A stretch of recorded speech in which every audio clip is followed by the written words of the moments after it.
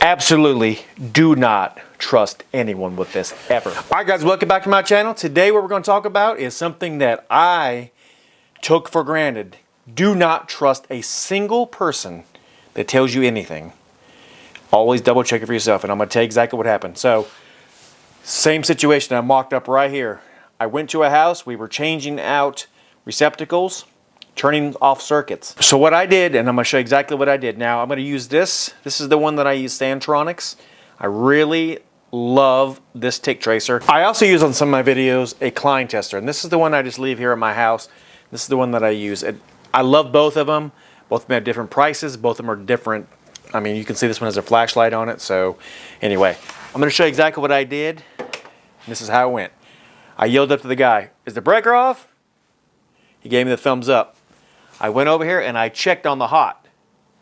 I'm going to bring you closer so you can see. One way to check a tick tracer is you can rub it on your arm, even on your hand, on your regular skin. You see it lighting up? That way you know that at least this thing is semi-working with something. All I did was push it in the hot side, and I started taking the receptacle loose. And I never checked the neutral. Look what happened here, guys. You see that? The hot is not showing anything, but the neutral's hot. Now, why is that? It's because this receptacle was miswired. And had I always preached safety first. Had I just used my circuit tester, I would have knew right away. Can you guys see this tester? You have two lights on.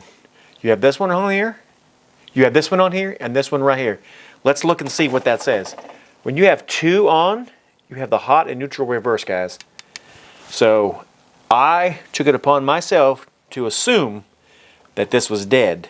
In reality, I got myself almost shocked. Luckily, I always wear gloves when I'm taking off receptacles, so, you know, I didn't.